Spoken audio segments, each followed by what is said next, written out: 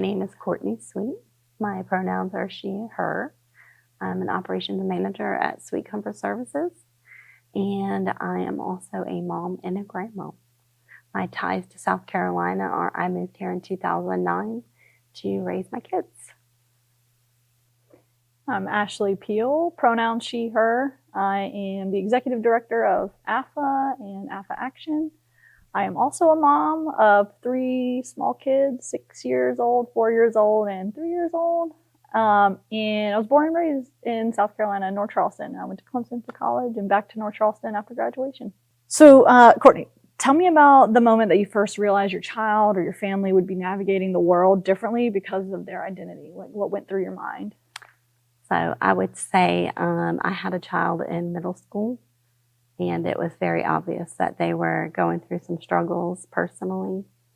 And we were just sitting in the car having what we called a drive and cry. And I just looked over at them and I was like, it's okay. You can tell me. And from then on, my whole world was just making sure that everything they needed for support and love and success was given to them in any way I could possibly find it. So I have a question for you. Living in the South, do you ever feel pressured to tone down your queerness as a parent, whether from schools, family, or society? And if you do, how do you push through that? As a parent, I'm definitely hyper aware of everybody's perceptions of me and my wife and our family. I always, even though not every situation is an unsafe one, I'm always thinking about safety and also thinking about my kids' experience having 2 moms and making sure that they feel like they are having as normal a childhood as, their peers and not being singled out because their family looks a little different. So certainly within our house, we try to normalize that so that they don't feel ostracized when they see that their family looks different than other people's families. But I mean, being aware that we are in the South and people have deep-seated beliefs about what is right and wrong, what is godly, what is not godly, and how willing in the South people are to, put their perspectives on a pedestal in public or on social media. And I'm certainly always aware of those things I just want to protect my family as much as possible. I think I've also been very privileged in that, my friends who are also young parents are very accepting, even though their families look different than ours. They're excited that their kids are being exposed to something different than their own families. And so my friend group has always, been very welcoming. New networks that we're making with our kids' schools have always been very welcoming. So I think that, we're privileged in that my generation maybe feels a little bit more accepting about families like ours than some of the older generations. But I mean, I have people within my own family that have perspectives that I don't want my kids exposed to. So I know that those things exist anywhere we go. If they can exist in my own family, they can exist anywhere. So just always being conscientious of that and how can I best protect my kids from that. But I also realize that at some point you can't protect them from everything. You just got to prepare them and do the best you can and hope that, they're strong, independent, just very thoughtful kids and very aware kids that they can kind of go out and, recognize that people are different and accept and love people for that.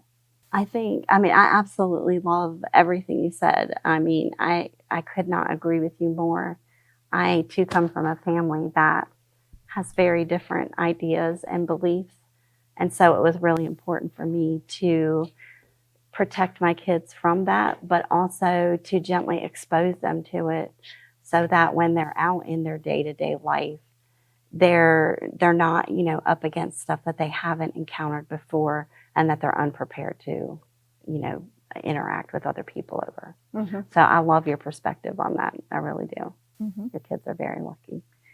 And I think that there are even family members who maybe I'm the first queer person that they've ever been exposed to, and they want to, on one hand, say that, I love you and I accept you, but they also have all of these stereotypes and, discriminatory beliefs that they aren't reconciling with. And I recognize that too in some of the things that they say. Like they might say, you're a lesbian, but you look this way, so that's okay, which is very offensive as well, and also a perspective that I don't want my kids exposed to, because some people might say like, oh, they're loving you, they accept you for who you are, but it's also, that's a very bigoted way to think about our community, and I also want to protect my kids from that. So it's very nuanced, and I think those things in the South, I've only ever lived in the South, so who knows, maybe it's like that everywhere, but I suspect that there's, obviously there are some areas that are better than others, obviously. Yeah. And as deep roots as we have to, religion, I feel like in the South too, I think that's also a challenge. And how do you handle that with your kids when it comes to religion, since it is such a big thing in the South? I grew up in the church, and I'm sad a little bit for my kids, because I don't, when I think about safety for my kids, I don't feel like churches are or even religious events or gatherings, unless they are very explicitly, and a lot of churches are, very welcoming and very pro LGBTQ plus rights. But unless they are that in a very vocal way, I don't feel like those are very safe environments to bring my children, just because you don't know. And, I feel like most people are not as accepting when it comes to, the religion and being a part of the church. So I feel sad that my kids won't have that same experience that I did, but I also want to protect them. I wasn't out when I was in the church, and I think my experience would have been a lot different. And I think their experience might be different if, they're coming from a family like ours. So it's unfortunate, but I know that there are probably many people that feel these sort of, diverse feelings about religion and being a part of the church. That's true. So as a parent, obviously we rely on frameworks of support. Where have you found the most support in your journey as a parent, as a grandparent? So I will say that my journey started off very lonely. I came from a very religious background, and unfortunately was not accepted in the family once my children came out. I have 4 children. All of my children are in the community. So I started out by, finding other parents. I found the Harriet Hancock Center and their website, which I found to be immensely helpful. But honestly, it was mostly just finding other parents who were parenting other LGBTQ plus children and networking with them and, picking their brain and letting them pick your brain and trial and error, and just having a really, really open and honest relationship with my kids is probably the best thing that I could have done, because then I could hear it right from their mouths and what they needed and what they were going through. And then I would do everything I needed to do as far as research or anything like that to make sure that I was better prepared to be their mom. That's amazing. Thank you. In talking with these other parents, did you find that there were similar struggles, things that you were struggling with that you heard reverberated? I think a lot of what you end up worrying about as a parent of children in the community is, am I up to this task? Am I giving them the support that they need? Am I asking the right questions? Am I answering the questions the right way? And finding other parents, it was huge for me. I mean, because we're all just kind of doing the best we can, and nobody has a roadmap. Mm-hmm. So finding other parents and bouncing things off, and sometimes you might feel like you're a little crazy, but if you get talking to a couple other parents, they can kind of calm you down and let you know that this is normal. This is normal. So that's just how we did it, and we made our way through. And I now have 4 amazing adult children, and I have 2 grandbabies, and one of my grandbabies is also in the community. Mm-hmm. That's amazing. Parenting by itself is a difficult journey to navigate, and also feels we're all doing it for the first time sometimes, and relying on that support is important. I can only imagine some of the just relying on people to help through some of these more difficult. My children are so young, so I feel like there's many challenges where I'm going to need the support of others who have been through certain things already and can lend their guidance. But I can only imagine how much more important that is when you're dealing with such difficult transitions and identity conversations with your children. Especially if you didn't have much background in it. And so you're kind of brand new to it. And it was an interesting but fulfilling job. And Sounds like you're doing an amazing job. Thank you. Okay, your children are soon going to be at the age where they're going to start asking tough questions. How will you navigate those questions about why certain extended family members or community members treat your family differently? And I know that's probably a tough question for you. It is. So my oldest is 6. All of my children are extremely bright and aware, and they ask hard questions already, just about the world. You know, like my kids will ask, you know, why did the trees' leaves fall off in the fall, and does that make them sad? Oh. And I feel like that's a hard question. Yeah. I'm thinking, I don't know, maybe they are sad, but you know, my 6-year-old is already starting to, just by the nature of my work, be exposed to different types of identities, different types of perspectives, different types of people, and is asking those questions. And in my mind, I want to approach everything with my children with honesty, always, openness, but also recognizing, you know, how much their little minds and bodies can comprehend. And I think as much as we can prepare them and expose them to what they're going to be experiencing when they're out of my home, which hopefully is never, but allegedly that kids leave the nest at some point. But as much as they can be prepared to encounter, you know, all kinds of different people when they're out of the home, I think that's going to serve them really well. And I mean, I was having I voice to text a lot, and I was answering a work email, and I said the word trans, the nature of my work, where we're often dealing with all kinds of identities in the community. And my 6-year-old said, "Mom, what does trans mean?"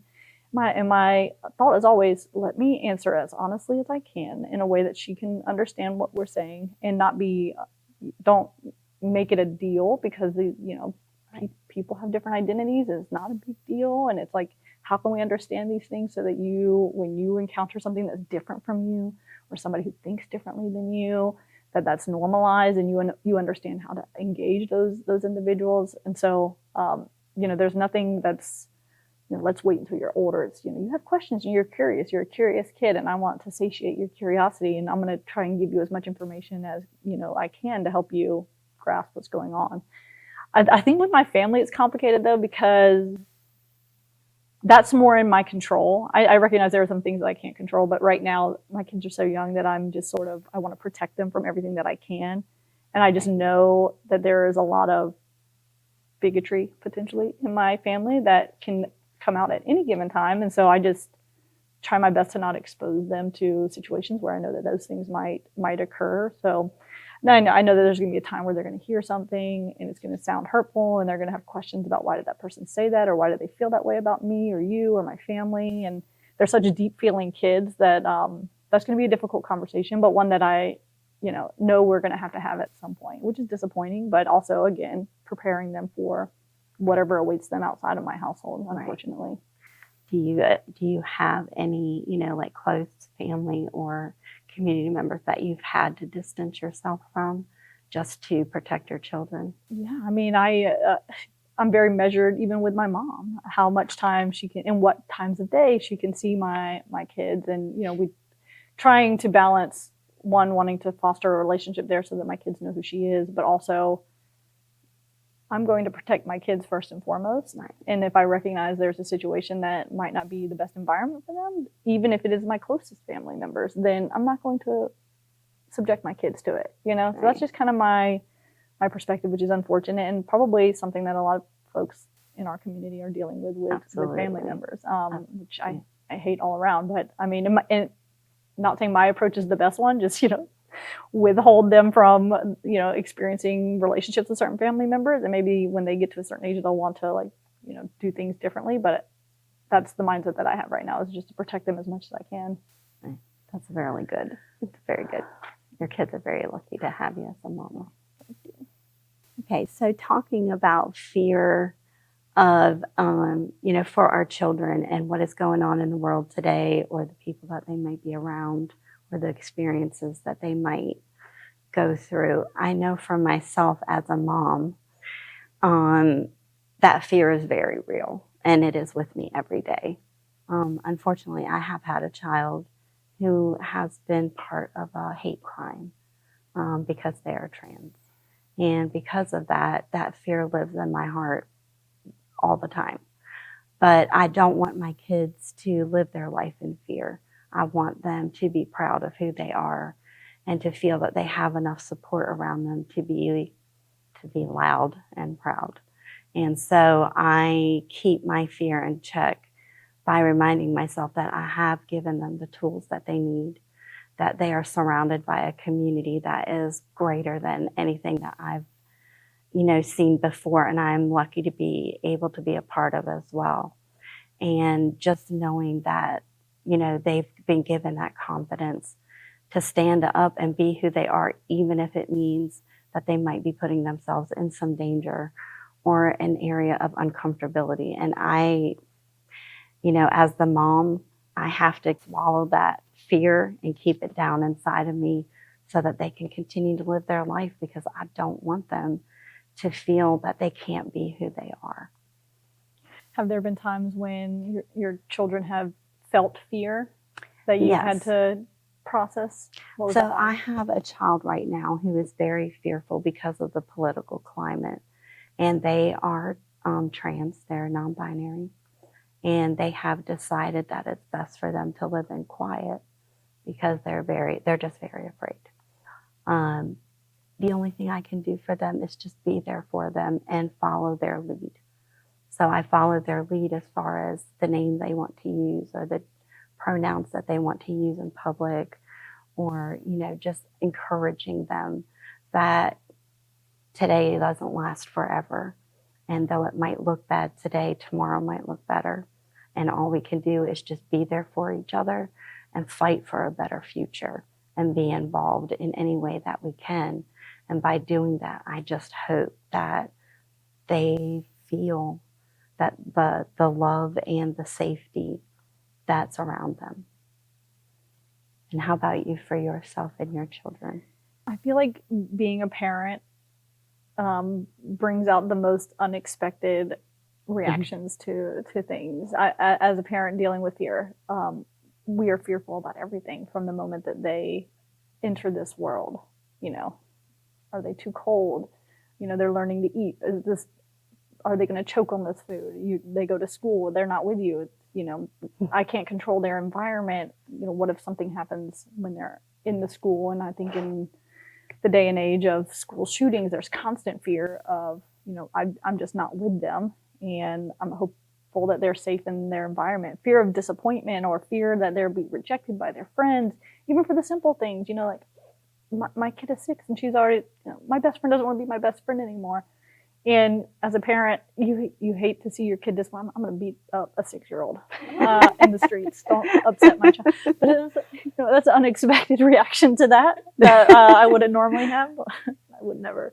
It's just a joke. But I feel like being a parent brings out these unexpected emotions. So I'm in a constant state of fear for everything. And then on top of that, recognizing that we are a family that's maybe untraditional to what they see in their friends' families. It's a little bit different.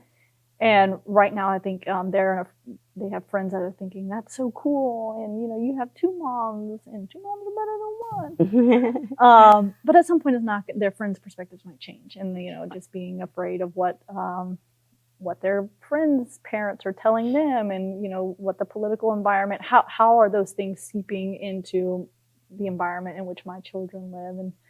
And certainly in the most recent administration, those fears are exacerbated, just because I feel like people have platforms now where they want to express those bigoted opinions as loudly as possible. They feel the freedom to share those things in a way that I feel like those the ability to seep into my kids' environment is much closer than it ever was. And so,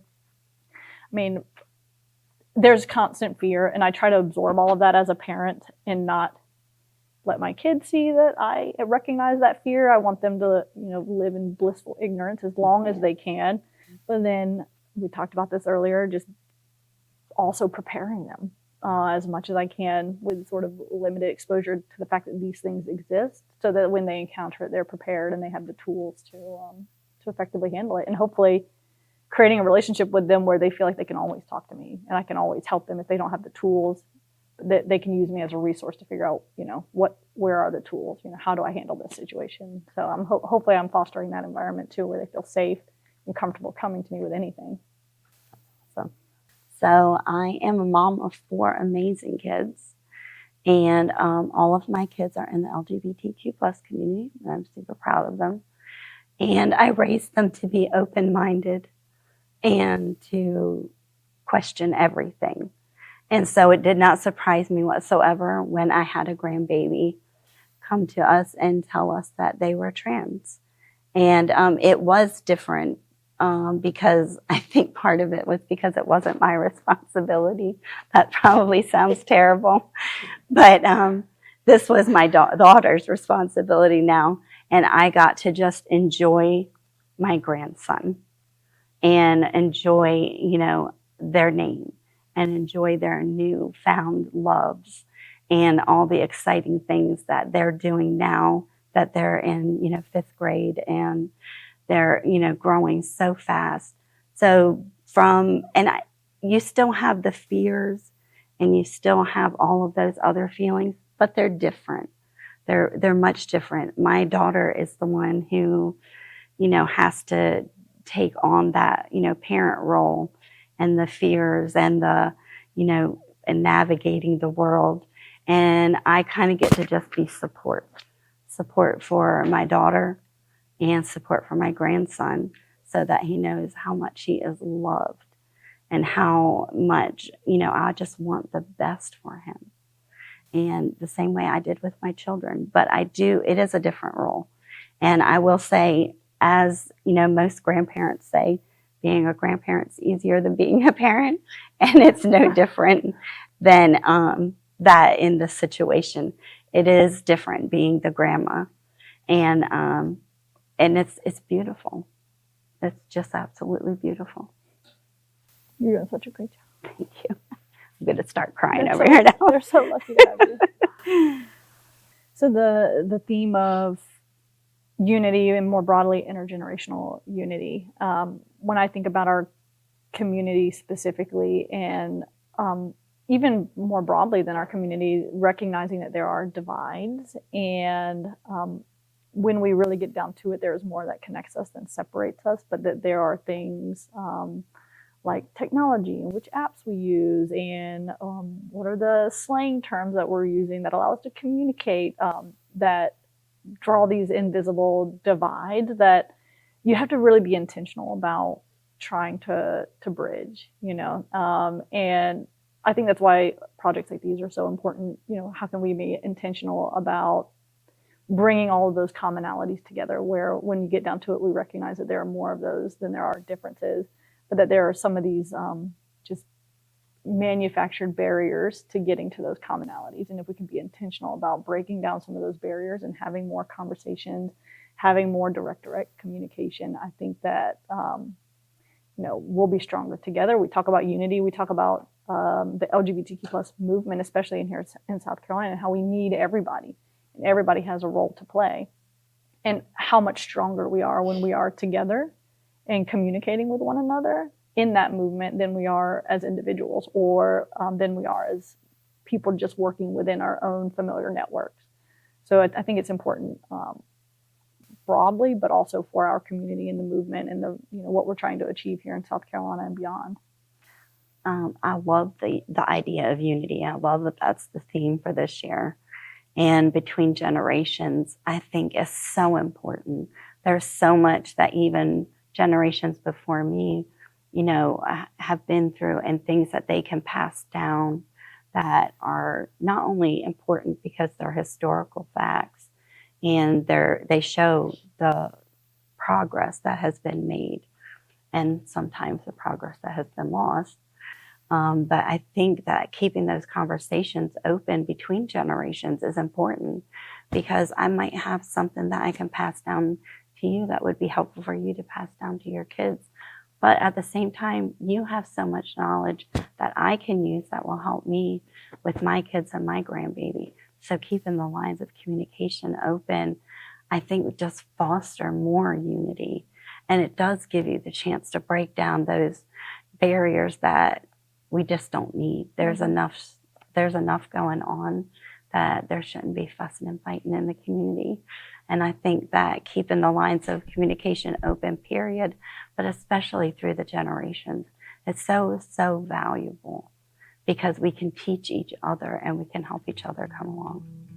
I love that perspective.